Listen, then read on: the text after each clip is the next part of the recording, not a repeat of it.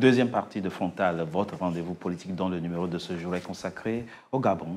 Au Gabon où les Gabonais viennent d'adopter par référendum une nouvelle constitution ce 16 novembre. Très rapidement, Karine Orio, Anne-Marie Doazek disait quelque chose d'intéressant, évoquant notamment la question de l'élection présidentielle.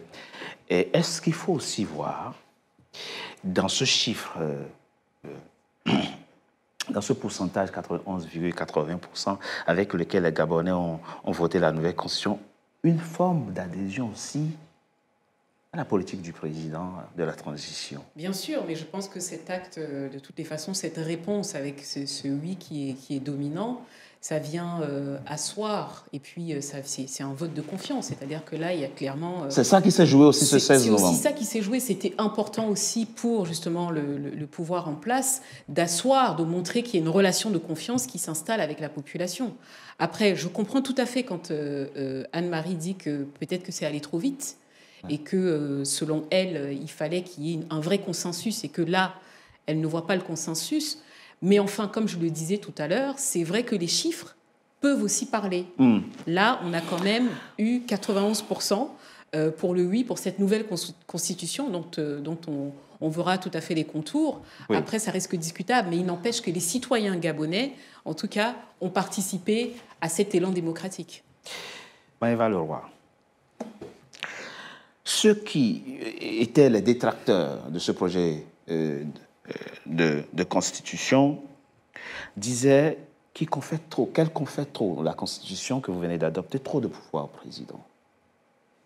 Et qu'il y a des dispositions qui écartèlent, qui éliminent beaucoup de Gabonais. C'est quelque chose que vous comprenez? C'est un argument que vous comprenez, que vous recevez? J'ai entendu déjà longtemps les interventions des gens qui étaient pour le non, pour ce projet de constitution. Mais pour moi, elle n'était pas... Parce que quand on parle de trop de pouvoir, du coup, d'un régime présidentialiste, moi, je ne vois pas trop le lien. Quand on compare l'ancienne constitution qui était à notre disposition et la nouvelle, je pense qu'il y a eu beaucoup d'avancées. Il n'y a pas eu un seul pouvoir qui a été rajouté au président. La suppression du poste du Premier ministre... C'est un régime présidentiel, juste on a donné... Vous aviez avant un régime présidentiel? Non, semi-présidentiel, mais qui n'était pas appliqué. Voilà, il n'était pas appliqué, du coup c'est le président qui décidait de tout. Et juste là, on l'a écrit, au moins c'est acté. Et on aura un seul responsable pour la gestion du pays, sera le président. Ça posait quel problème sur le poste de Premier ministre? Le problème, c'est qu'il y a un ancien Premier ministre aussi qui s'est plaint, qui a dit clairement que le poste de Premier ministre au Gabon, il ne servait strictement à rien. C'est qu'il ne prenait pas réellement de décision, c'était le président qui décidait de tout.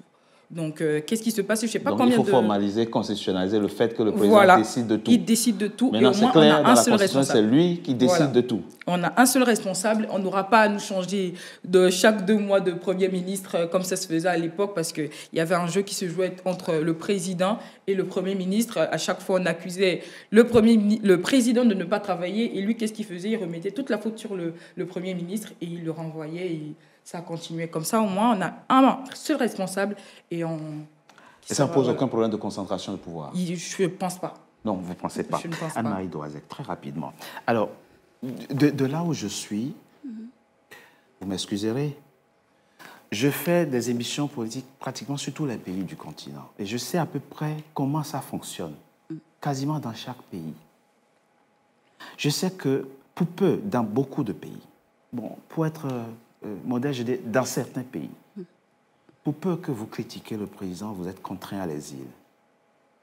Pour peu que vous dénoncez, comme vous le faites là, il y a des pays où vous ne pouvez pas le faire sur une chaîne de télévision nationale. Vous allez en prison ou bien vous êtes exilé. Vous parliez tout à l'heure de travers. Est-ce que vous pensez que le jeu politique gabonais actuel permet justement ces travers que je viens d'évoquer? Verrouillage du champ politique, liberté d'expression. On a entendu le président Brice Clotaire Oligui Nguema il y a quelques jours dire ceux qui ne sont pas d'accord avec la Constitution, qui viennent et qu'on discute, qu'on s'asseye et qu'on discute. Il y a certains pays où le fait même d'être contre est déjà une preuve de condamnation en soi. Est-ce que vous ne pensez pas là qu'il y a des avancées quand même? Est-ce que de là où vous êtes, vous observez les autres pays pour savourer au moins ce qui se passe aujourd'hui de positif dans votre pays, le Gabon? Ben, je suis contente de ce qui se passe au Gabon de positif. Il ne s'agit pas de dire qu'au Gabon, on ne critiquait pas. Et que quand on critiquait, on était forcément... on finissait par s'exiler. Parce qu'il y avait un contrôle et qui se passe encore aujourd'hui. Sous Omar Bongo ou sous Ali Bongo, nous connaissions qui devait prendre la parole et qui devait jouer l'opposant, qui devait ne pas jouer l'opposant. Et pour dire c'est la liberté d'expression, j'espère que si je retourne au Gabon, parce qu'en janvier 2020, j'ai failli prendre une balle dans la tête, j'espère que maintenant, si je mettais les pieds au Gabon, malgré mon ton de liberté, oui, on ne m'enverrait pas à 100 familles. Non, on ne m'enverrait pas à 100 familles, mais je suis content pour ce qui se passe. Oui, mais on n'est pas... Moi, je ne suis pas dans le compte. Monsieur Oligui Nguema, depuis qu'il est là, il a donné une certaine façon de faire fonctionner l'État qui était souhaité par de nombreux Gabonais. C'est pas ça le problème. Le problème, c'est que, comme vous l'avez souligné tout à l'heure, c'est que la concentration au niveau de ce référendum qui concernait le volet politique était trop important et favorisait plus le chef de l'État et laissait presque en spectateur le législatif et le judiciaire. Vous évoquez l'article 63 de cette nouvelle constitution qui accorde des pouvoirs exceptionnels au président de la République. Voilà, c'est ce qu'on voulait... cette partie-là, il aurait fallu que les amendements, parce que ce n'est pas Madame Bendom, on a mis en place une constituante composée de députés et de sénateurs qui, on avait cru au départ que c'est eux qui allaient écrire la loi, ils ont émis des amendements motivés où chacun est revenu pour dire est-ce qu'on inclut ça, il faut inclure ça, il faut diminuer ça. On aurait voulu qu'avant qu'on nous remette, qu'on nous envoie voter, qu'on nous dise vos députés, vos sénateurs qui vivent de notre argent. Je le rappelle. Ils ont fait des amendements qui n'ont pas été pris en compte. Mais on ne sait pas quels sont les amendements que les sénateurs, les députés ont fait, qui ont été inclus dans le projet que nous venons de voter. Toujours est-il que vous constatez qu'il y a eu une concentration excessive des pouvoirs dans les mains du président de la République. Concentration du pouvoir et surtout l'exclusion de certains, parce que c'est intéressant. Oui, il y a eu l'exclusion quand on dit, par exemple, nous, la diaspora, moi j'ai un emploi en France. Je rappelle qu'au Gabon, il y a plus de 40% de chômage. Si j'ai l'ambition de vouloir aller me présenter à mes compatriotes pour devenir présidente, alors que je vis en France, on me demande d'être au Gabon 3 ans avant. Et si je n'ai pas d'emploi, si je n'ai rien créé, si je n'ai pas de moyens, et si je ne suis même pas sûr que ma candidature sera validée. La condition de résidence, c'est ça qui vous pose problème. Oui. Et puis, il y a ceux qui ont déjà atteint l'âge de 70 ans, comme Nganga Moussavou, ne peut plus se présenter. Monsieur Ondossa, entre guillemets, le dernier vainqueur de l'élection présidentielle, ne peut pas se présenter. C'est un peu restrictif. Moi, je suis d'accord quand il a mis, quand on a décidé de mettre l'âge limite, l'âge minimum pour accéder à la présidence de la République à 35 ans, c'était tout à fait normal. Mais il ne fallait pas limiter... Mais limiter, par contre, les limites d'âge de dire un homme de plus de 70 ans ou 70 ans ne peut pas se présenter à l'élection présidentielle. Là, je ne suis pas d'accord. Vous n'êtes pas d'accord. Alors, c'est très intéressant. C'est très intéressant. Mais il y a eu des avancées. Ah oui, mais bien sûr. On reviendra sur certaines dispositions. Et tout à l'heure, c'est très intéressant, Karine Orio, parce que, excusez-moi, vous êtes d'origine camerounaise. Oui. Les Camerounais se plaignent que leurs dirigeants sont trop vieux.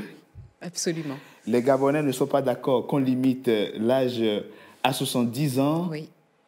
On connaît la moyenne d'âge de la population gabonaise, c'est des jeunes. La moyenne d'âge, on la connaît. Alors, c'est très curieux. Comment on se situe par rapport à ça? Voilà une constitution qui, tenant compte justement de la jeunesse de la population, estime qu'il faut plafonner à 70 ans l'âge limite pour être candidat à la présidence. Et il y a un pays voisin qui estime que ces dirigeants sont trop vieux. Il faut limiter désormais l'accès au poste stratégique, en tout cas l'accès à la présidence. Alors c'est intéressant de faire, cette analyse, c'est-à-dire qu'on est des pays voisins, on est même des pays frères.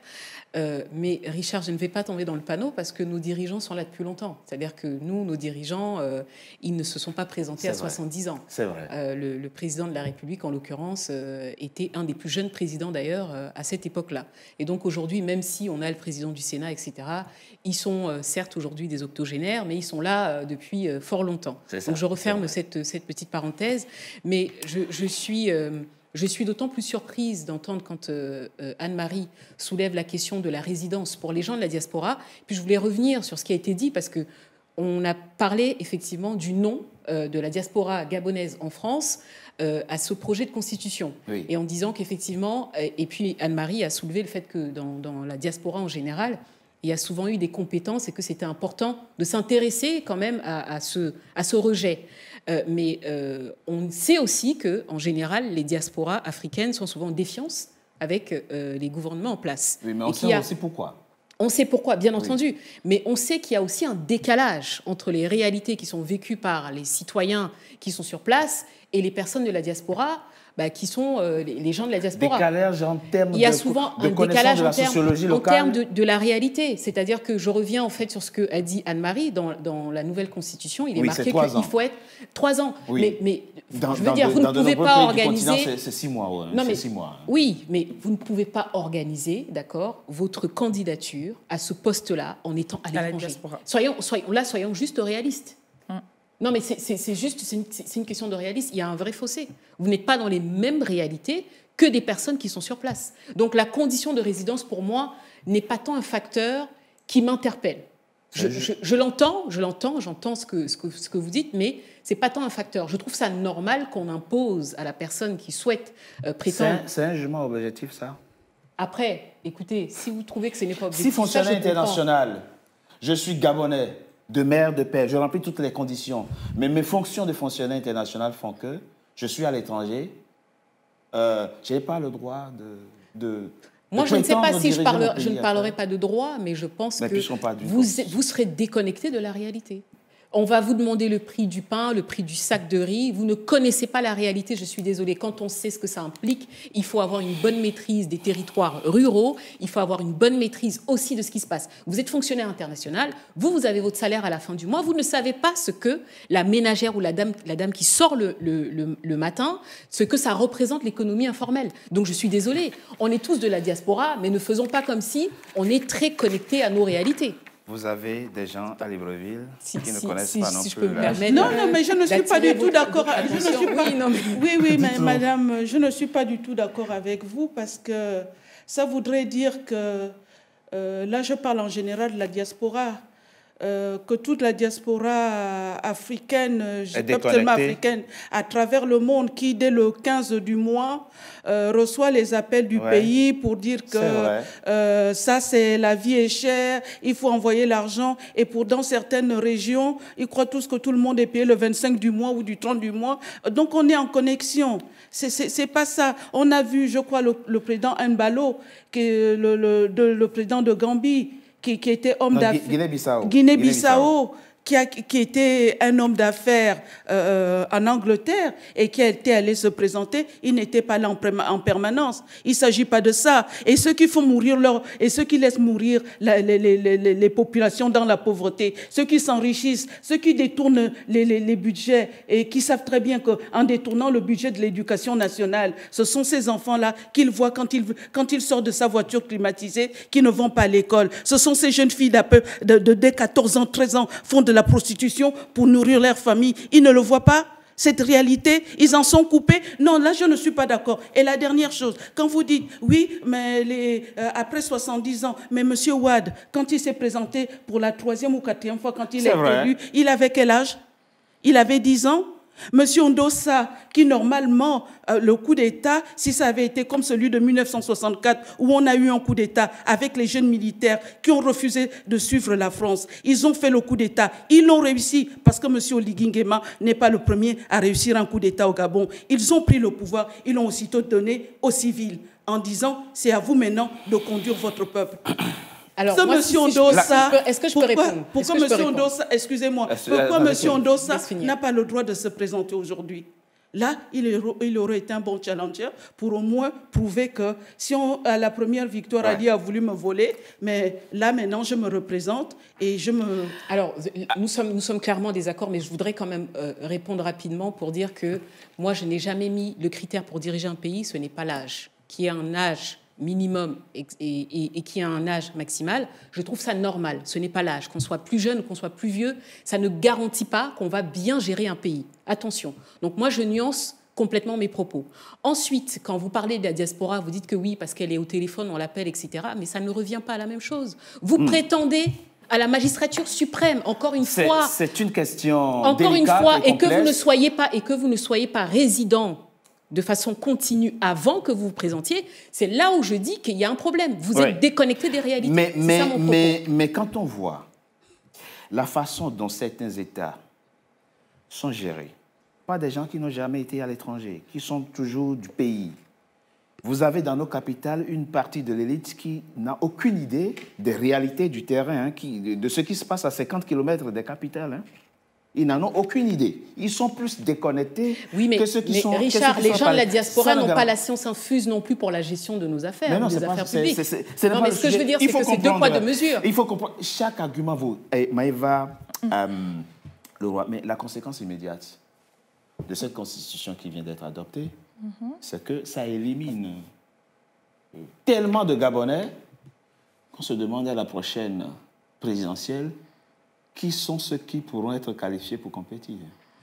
Je dirais déjà, pour commencer, que pour être candidat déjà pour des élections présidentielles, pour être président, ce n'est pas donné à tout le monde. Il faut déjà qu'on le mette vraiment dans nos têtes que ce n'est pas tout le monde qui peut être président. Du point de vue de droit, oui. Dès lors que vous avez votre casier judiciaire, tout le monde a le droit de servir son pays, de prétendre servir son pays. Prétendre, oui. Du point de vue de droit, prétendre, oui, mais tout le monde n'est pas amené à diriger un pays. Donc, je pense que s'il y a des critères, il faut bien des critères. Ah oui, totalement. Parce que ce n'est pas une élection de chef de classe ou de quelque chose comme ça. Diriger un pays, on ne peut pas le donner à tout le monde acquis. Parce que j'entends des gens dire, oui, cet article, parce que c'est l'article 43, je pense, ça divise, non. Par rapport au propos de la dame en face, une élection, quand même, ça se prépare. On ne se lève pas un matin en se disant, OK, je vais être président. Et je rentre, ça se prépare une élection. Donc, il faudrait bien déjà être dans le pays, sur place, même juste pour mener une campagne. On ne se lève pas matin parce que ça coûte de l'argent, ça coûte du temps, ça coûte beaucoup de choses. Donc, on ne se lève pas matin pour devenir président. Emmanuel Macron est devenu en 17 mois président de la France. La France, ce n'est pas le Gabon. Bruno Ben Moubamba était 2 fois candidat à l'élection présidentielle au Gabon sous Omar Bongo et sous Ali Bongo. Il habitait la France. Oui, mais il faut revoir, ma chère fille, il faut revoir quel était son pourcentage? Non. La Constitution a été déjà... Non, la Constitution, on a ce que nous avons aujourd'hui, on vous dit bien, ce sont des résultats provisoires. Oui. Une fois la Cour constitutionnelle, sous le nouveau président de la Cour constitutionnelle, va valider cela, malgré, je connais Monsieur Oligui Nguema, moi je ne l'ai pas connu président. Moi je l'ai connu autrement. Je crois que c'est un homme qui a le bon sens, le sens naturel de se dire, ces gens sont sortis, ces gens m'ont applaudi. J'espère tout simplement qu'une fois tout ça va se remettre en place, avant les élections présidentielles, il va essayer de rassembler et de faire en sorte que chacun de nous se retrouve. Il n'y a pas de camp contre camp au Gabon. Anne-Marie Doisel, ce qu'il faut relever aussi, ayons l'honnêteté aussi de le relever, la particularité du cas gabonais, c'est que ces propositions n'ont pas été parachutées de la présidence de la République. Il y a eu un dialogue national, il y a eu des doléances qui ont été exprimées par des Gabonais, et le président a demandé au comité constitutionnel national de s'inspirer des travaux, des rapports définitifs du dialogue national pour construire cette nouvelle constitution. Donc, il y a une base de légitimité qu'on n'a pas dans les autres pays. Voyez-vous? Bon, là, nous avons parlé de la question de la concentration des pouvoirs, la question de l'éligibilité du prochain président de la République. Je propose qu'on marque une courte pause. On reviendra dans quelques instants évoquer d'autres dispositions qui apportent de la nouveauté dans la Constitution adoptée ce 16 novembre par la majorité des Gabonais. À tout de suite.